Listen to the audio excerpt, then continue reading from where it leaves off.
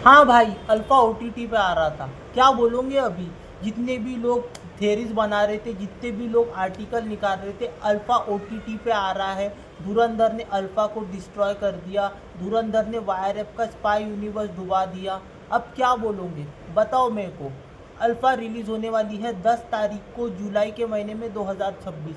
Release date ध्यान से सुनो, 10 जुलाई 2026। क्या बोलोगे अब? आपके पास वर्ड्स ही नहीं है। विथ नो डिसरिस्पेक्ट टू धुरंधर, धुरंधर की सक्सेस आदित्य धर उनकी पूरी टीम डिजर्व करती है। धुरंधर को कोई भी उनसे कोई भी क्रेडिट नहीं ले सकता। धुरंधर का एग्जीक्यूशन, उनका कंसेप्ट, उनका राइटिंग सब टॉप नॉच था। रणवीर सिंह को जिस तरीके से धुरंधर ने जो सक्सेस दी है, भाई मानना पड़ेगा आदित्य धर के ब्रेन को। उनसे कोई भी क्रेडिट नहीं ले रहा है।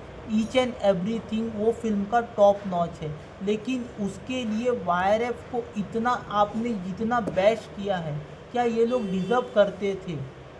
कुछ हद तक के हाँ भी, और कुछ हद तक के ना भी। हाँ इसीलिए बिकॉज इन लोगों ने अपने कंसेप्ट में कोई भी न्यू एक्सपेरिमेंट नहीं किया है। एक्सपेरिमेंट करना चाहिए था, जो कि एक्सपेक्टेड था कि भाई अभी वायरअप कुछ इवॉल्व होगा in terms of story, in terms of concept. लेकिन हमको वो देखने को ही नहीं मिला। हम वेट करते रह गए कि वायरएफ स्पाई यूनिवर्स में नए नए कंसेप्ट, नए नए स्टोरीज को लाएगा, नए डायरेक्टर्स को मौका देगा, अच्छे राइटर्स के साथ काम करेगा। लेकिन वो चीज़ नहीं हुई। इसीलिए वायरएफ को इतना बैशिंग का सामना करना पड़ रहा है। कुछ हद तक के जस्टिफाइड भी है, लेकिन कंप्लीटली नहीं। इसीलिए बिकॉज अगर हम वायरएफ स्पाई यूनिवर्स की हिस्ट्री देखेंगे, नो डिसरिस्पेक्ट टू धुरंधर, ठीक है, एक था टाइगर, टाइगर जिंदा है, वॉर एंड पठान, ये 4 फिल्मों की बात करता हूँ मैं। माना उन्होंने रॉ और आईएसआई का उन्होंने एंटरटेनिंग तरीके से फिल्म बनाया। उसमें उन्होंने रॉ और आईएसआई का रोमांस दिखाया, एक्शन दिखाए, लोकेशंस दिखाए, और उन्होंने बिकनी सीन्स दिखाए। लिटरली मैं बोल रहा हूँ, बोल रहा हूँ कि उन्होंने कुछ चीज़ें एक्सपेरिमेंट की। वो एक्सपेरिमेंट से उनको रिजल्ट मिला। रॉ और आईएसआई की जो उन्होंने लव स्टोरी दिखाए थे, although they are poles apart, एक ईस्ट है दूसरा नॉर्थ है, मैं वेस्ट भी नहीं बोलूँगा, नॉर्थ बोलूँगा। उनका जो सोचने का आइडिया था कि हम ऐसा कंसेप्ट लेके आएंगे, गाने लगाएंगे, हम सॉन्ग्स बताएंगे, लोकेशंस बताएंगे, वाईआरएफ स्पाई यूनिवर्स को, उसमें हम नए नए स्पाइस को इंट्रोड्यूस करेंगे। इंट्रोड्यूस करने के चक्कर में उन्होंने स्टोरी के ऊपर काम नहीं किया। म्यूज़िक तगड़ा दिया है, म्यूज़िक अच्छा है फिल्मों का, लोकेशन तगड़े है, सिनेमेटोग्राफी अच्छी है। जो पहले की 4 फिल्में जो मैंने बताया वो अच्छी है।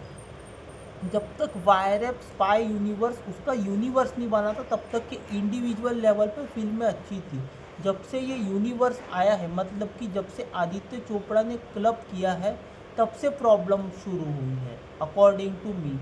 वो नए डायरेक्टर्स को मौका ही नहीं देते हैं, वो नए राइटर्स को मौका ही नहीं देते। जब तक न्यू डायरेक्टर्स न्यू राइटर्स के साथ मौका नहीं दोगे, तब तक के भाई नहीं होगा तुम्हारा, नहीं होगा लिटरली।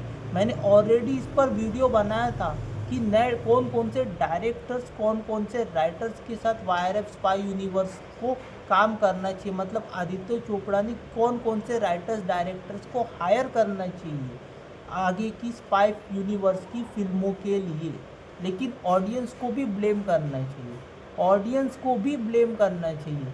जब वायरएफ ने 2012-13 में जब फिल्म बनाई थी detective Byomkesh Bakshi, if I am not, अगर मैं ईयर गलत बोल रहा हूँ तो मुझे माफ़ कर देना, लेकिन डिटेक्टिव ब्योमकेश बख्शी जो कि डिटेक्टिव की बंगाल के एक डिटेक्टिव के बारे में थी, वो फिल्म वायरएफ ने बनाई थी।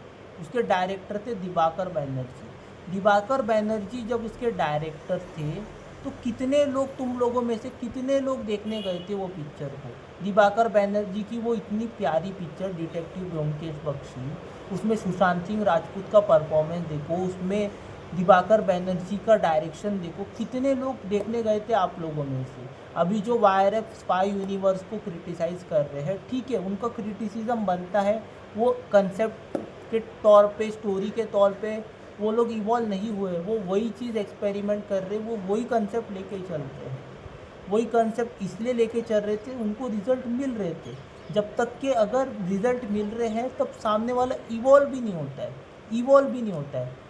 जब तक कि उसको लगता है, जब तक कि भाई ये मेरा हिट फार्मूला है, मैं उसको चेंज नहीं करता हूँ, तो और रिज़ल्ट मिलते हैं तब तक कि वो चेंज करता भी नहीं है। सबके साथ होता है ये।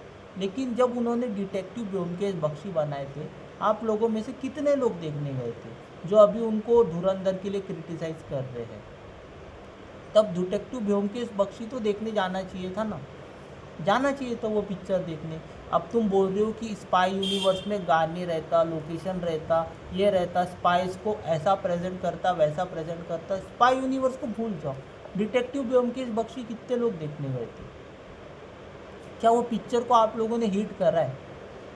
कभी हिट करा है वो पिक्चर को? वो पिक्चर के बारे में कभी बात होती है? अभी बोलते भाई वो डिटेक्टिव ब्योमकेश बख्शी ना अंडररेटेड है, दिवाकर बैनर्जी ने ना अच्छी पिक्चर बनाई थी डिटेक्टिव ब्योमकेश बख्शी, अंडररेटेड रह गई वो पिक्चर। वो पिक्चर को ना ज़्यादा अप्रिसिएशन मिलना चाहिए था, वो पिक्चर ना ज़्यादा अटेंशन डिज़र्व करती है, वो पिक्चर ज़्यादा लव डिज़र्व करती है। अभी जब भाई दिल्ली दूर निकल गई, तब जब सपोर्ट करना चाहिए तब ऑडियंस सपोर्ट नहीं करती है, और फिर पूरा ब्लेम करते हैं प्रोडक्शन हाउस को। अल्फ़ा ठीक है, अल्फ़ा का मेरिट देखना पड़ेगा कि उन्होंने, शिव रावल ने कैसी पिक्चर बनाई है, कैसे बॉबी देओल, आलिया भट्ट और शर्वरी पिक्चर संभालते, देखना पड़ेगा। बिकॉज मेल मतलब कि वॉर 2 और टाइगर 3 जो एक्सपेक्टेशन थी वो खरी नहीं उतर पाई। अब क्या शर्वरी और आलिया भट्ट की पिक्चर लोग देखने जाएंगे? शर्वरी और आलिया भट्ट की पिक्चर लोग देखने जाएंगे क्या? वायरएफ स्पाई यूनिवर्स को फिर से एक मौका मिलेगा, वो देखना काफ़ी इंटरेस्टिंग रहेगा। OTT पे आएगा, ये OTT वाला कंसेप्ट ही सबसे बड़ा बेकार है। एक बात गार्ड बांध लो, वायरएफ की अगर 100 फिल्में भी अगर नहीं चलेगी ना, कभी भी वायरएफ OTT पर अपनी पिक्चर रिलीज़ नहीं करता, कभी भी नहीं करता। इतना बड़ा लेविश प्रोडक्शन हाउस है। अगर कोविड में उनकी फिल्में, सबकी प्रोडक्शन हाउस की फिल्में डिले हो रही थी, सबकी डिले हो रही थी, आज तक के उन्होंने अपनी एक भी पिक्चर OTT पे रिलीज़ नहीं करी है। देख लो, जो उनका स्लेट था OTT का, मतलब कि जो भी उनका स्लेट था, फिल्में अटकी थी कोविड-19 के वजह से, उन्होंने सारी फिल्में थिएटर में लाए, भले ही लेट रिलीज़ करे, चला उनको, भले ही कितना भी लॉसेस हुआ, लेकिन थिएटर में ही आई। उस चीज़ के लिए वायरएफ को एप्रिसिएशन बनता है। नहीं तो क्या, प्रोड्यूसर OTT की डील देखते हैं, इतना पैसा मिल रहा है OTT पे, डाल दो। कोविड-19 चल रहा है, ये चल रहा है, वो चल रहा है। हाँ, कोविड-19 के टाइम पे वो चीज़ जस्टिफाइड थी, लेकिन वायरएफ कभी भी थिएटर के बिना नहीं आता है। अब अगर अच्छी पिक्चर बनाए होंगे शिव रावल ने तो चलेगी, वरना नहीं चलेगी। देखना पड़ेगा। जो काम मेल स्पाई नहीं कर पाए, ये लोग क्या story in terms of story, in terms of concept, क्या चीज़ नया करते हैं इन अल्फ़ा। आलिया भट्ट और शर्वरी क्या करते हैं? ऑल दो चांसेस कम है, मिनिमम चांसेस है, बहुत पापड़ बेलने पड़ेंगे, बहुत एफर्ट्स लगाना पड़ेगा। और धुरंधर के बाद तो लोग इवॉल्व हो चुके हैं, उनको वायरएफ के फिल्मों को लेके वो जो ट्रस्ट गया है, बहुत गंदा ट्रस्ट गया है, और ये लोग डिज़र्व भी करते हैं। मैं तो खुद बोल रहा हूँ, डिज़र्व करते हैं, लेकिन एक अच्छी पिक्चर सब बदल सकती है। ऑडियंस का ट्रस्ट, ऑडियंस का अटेंशन वापस जीत सकती है। क्या वो ये एक फिल्म डिज़र्व ला सकते हैं? क्या वो ये एक फिल्म जो मैं बोल रहा हूँ, क्या वो एक फिल्म अल्फ़ा साबित होगी? देखना इंटरेस्टिंग रहेगा। अल्फ़ा से I have minimum expectation, let me be very honest. Minimum expectation है। धुरंधर के बाद मुझे नहीं लगता कि ये फिल्म चलेगी, मुझे तो नहीं लगता, लेकिन I am also a human being, मैं भी गलत हो सकता हूँ। अल्फ़ा अगर चल जाती है तो वायरएफ स्पाई यूनिवर्स जो है वो आगे उसका फ्यूचर सोचना पड़ेगा। मैं ये नहीं बोल रहा हूँ कि सिक्योर हो जाएगा, कि आगे के लिए रास्ता बन जाएगा, आगे उनको जो अचीव करना है वो उन्हें मिल ही जाएगा, मतलब कि रास्ता खुल जाएगा कि इस डायरेक्शन में हमको जाना है। उनको जब तक नए राइटर्स नए डायरेक्टर्स को मौका नहीं देंगे तब तक के स्पाई यूनिवर्स भाई dead, it is dead only. देखना इंटरेस्टिंग रहेगा क्या करते हैं आदित्य चोपड़ा, कि क्या अल्फ़ा चलने के बाद क्या फिर से रॉन्ग मोटिवेशन नहीं जाना चाहिए। रॉन्ग मोटिवेशन की इन द सेंस कि भाई अल्फ़ा में अगर वही सेम चीज़ें जो पिछले स्पाई यूनिवर्स की गलती हुई थी, पिछली फिल्मों में गलती करके अगर वही गलतियाँ रिपीट होती है और फिर से चल जाती है, फिर से अगर बाय चांस चल गई पिक्चर, तो उनको गलत मोटिवेशन मिलेगा, फिर वो ऐसी 3-4 फिल्में और बनाएंगे। तो आई होप कि धुरंधर की success is an eye opener for Aditya Chopra and YRF, कि अल्फ़ा ठीक है, अल्फ़ा अब तुमने बना लिए, अल्फ़ा के बाद जो भी स्पाई यूनिवर्स की फिल्में बनाओ, अच्छे डायरेक्टर्स के साथ बनाओ, अच्छे कंसेप्ट के साथ बनाओ, टाइम लेके बनाओ, तभी कुछ फ़ायदा है। वरना भाई जो अभी इतनी ट्रोलिंग हुई है, अभी तो कम ही हुई है, अल्फ़ा के बाद उससे ज़्यादा ही होगी। अल्फ़ा तो ठीक है, अल्फ़ा मैं फिर भी अल्फ़ा को कुछ बोल नहीं रहा हूँ। अल्फ़ा के बाद वायरएफ कौन सी फिल्में लेके आता है, किसके साथ लेके आता है, ये जर्नी उनकी आगे की बहुत कुछ तय करेगा। आगे का जो 10 साल रहेगा वायरएफ के लिए बहुत चैलेंजिंग रहेगा, टेस्टिंग रहेगा, कि वो कैसे आगे बढ़ते हैं, कैसे अपने आप को एज प्रोडक्शन हाउस लेके जाते हैं, और स्पाई यूनिवर्स की फिल्में बनाते हैं, नहीं बनाते हैं, या फिर रोमांटिक फिल्मों पे वापस आते हैं, लव स्टोरीज़ पे वापस आते हैं, या फिर धूम की फिल्में बनाते हैं। मेरे हिसाब से तो लव स्टोरीज़ ही बनानी चाहिए, जो उनके पिताजी ने, मतलब यश जीत की जो लेगेसी रही है कि हम लव स्टोरीज अच्छी पिक्चरें बनाएंगे, म्यूज़िकल लव स्टोरीज बनाएंगे, तगड़ी फिल्में बनाएंगे, लव स्टोरीज़ पे वापस जानी चाहिए, और अच्छी तगड़ी लव स्टोरीज वायरएफ ने प्रोड्यूस करना चाहिए। थोड़ा सा ब्रेक देना चाहिए वायरएफ स्पाई यूनिवर्स को, according to me, if you ask me my honest opinion.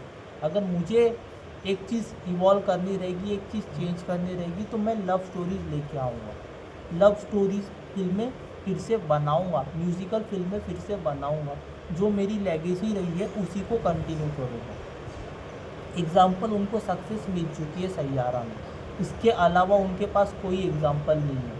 अगर जो चीज़ चल रही है उसमें पैसे इन्वेस्ट नहीं करोगे तो भाई फिर कुछ नहीं हो सकता। अगर सक्सेस मिलने के बाद भी तुमको नहीं पता कि भाई मुझे किस डायरेक्शन में जाना है, तो गॉड ओनली नोज दैट। अगर फिर भी नहीं दिख रहा है, अगर चीज़ें सामने हैं फिर भी नहीं दिख रही हैं, तो भाई क्या ही कोई बताएगा। बस इतना ही मैं बोलना चाहूँगा। Alpha will decide the future of YRF spy universe, और अल्फ़ा के बाद क्या आदित्य चोपड़ा इतने ब्रेव रहते हैं कि स्पाई यूनिवर्स को कंटिन्यू करते हैं, ये देखना काफ़ी इंटरेस्टिंग रहेगा। ब्रेव मूव, स्मार्ट मूव क्या रहेगा वायरएफ स्पाई यूनिवर्स का, आदित्य चोपड़ा का रिगार्डिंग स्पाई यूनिवर्स, इसको लेके मैं काफ़ी एक्साइटेड हूँ, काफ़ी मुझे वेट कर रहा हूँ कि भाई आदित्य चोपड़ा क्या डिसाइड करते हैं। आई वॉन्ट टू सी, मुझे तो देखना है। आप अपना व्यू बताओ, आप अपना ओपिनियन बताओ रिगार्डिंग द सेम, कि आपको क्या लगता है what should be the strategy of YRF spy universe. अगर वायरएफ स्पाई यूनिवर्स को अच्छी फिल्में करनी है, तगड़ी फिल्में करनी है, फिर से ट्रैक पर आना है, तो क्या क्या करना होगा आपके हिसाब से? क्या लगता है what should be the ideal way, what should be the approach, what should be the strategy of YRF regarding spy universe? आप मुझे कमेंट सेक्शन में बता सकते हो। बाकी इस वीडियो में इतना ही, मिलता हूँ आपसे अगले वीडियो में, तब तक के लिए good bye, god bless and have a great day all of you. Channel Bollywood and beyond को सब्सक्राइब करो और ऐसे ही इंफॉर्मेटिव वीडियोस के लिए हमारा चैनल देखते रहो। बाकी good bye, god bless and take care, have a great weekend all of you.